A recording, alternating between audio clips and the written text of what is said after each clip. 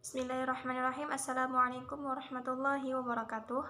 Perkenalkan, nama saya Halimatus Sania dari program studi Ilmu Al-Quran dan Tafsir kelas A. Di sini saya ingin menjelaskan bagaimana metode Granada untuk memenuhi ujian akhir semester mata kuliah metodologi terjemah Al-Quran. Oke, baik, langsung saja. Yang pertama yaitu profil penerjemah Al-Quran metode Granada. Sejarah penemuan metode Granada. Metode Granada tentu bukan sebuah metode yang ditemukan Solihin dalam waktu yang singkat. Ada latar belakang yang tidak bisa ditepis Solihin sebagai sejarah panjang penemuan metode Granada ini.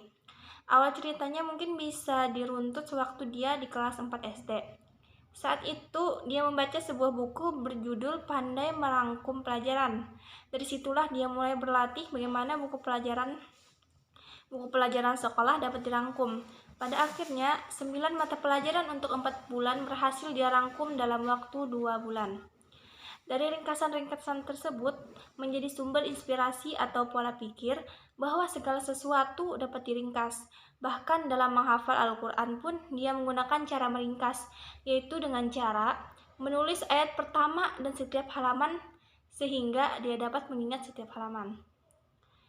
Tetapi pola pikir itu belum sepenuhnya menjadi cetusan awal kelahiran metode Granada.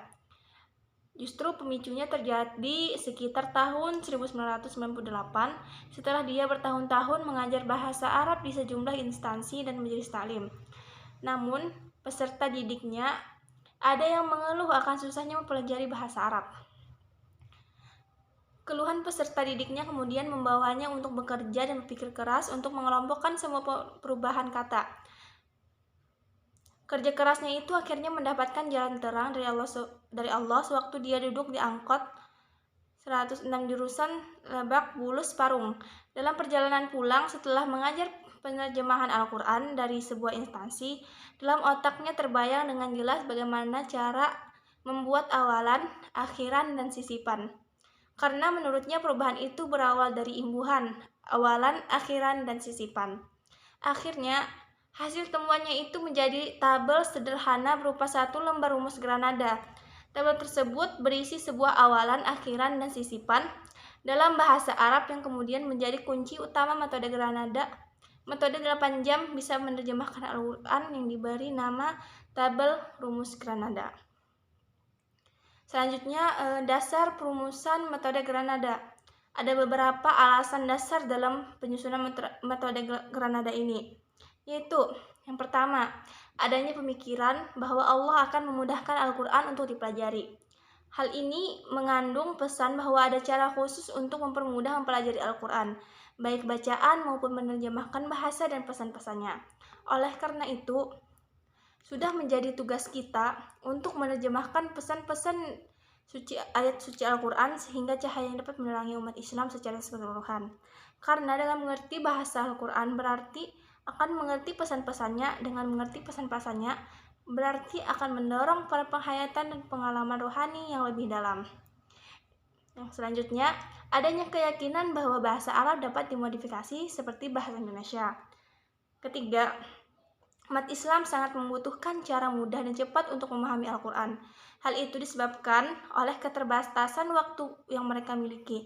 Sementara pesan-pesan ilahi yang mereka butuhkan untuk acuan hidup sebagian besar tertulis dalam Al-Quran. Yang terakhir, pengentasan buta bahasa Al-Quran kurang mendapatkan perhatian di kalangan ulama, sementara kondisi umat sangat memerlukannya. Oke, selanjutnya tujuan Granada. Metode Granada memiliki tujuan khusus dan tujuan umum. Pertama, tujuan khusus, menghilangkan pendapat bahwa bahasa Al-Quran itu sulit.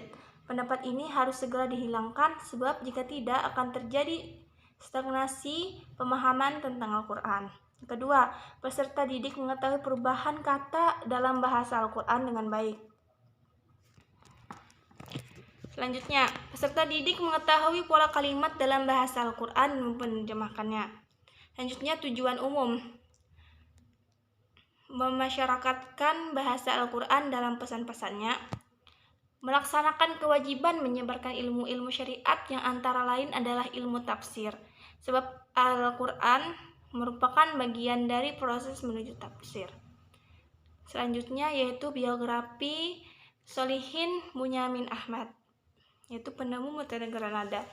Sholihin Bunyamin Ahmad LC adalah penemu metode Granada, lahir pada tanggal 15 Desember 1969 di Raja Singa, Indramayu, Jawa Barat.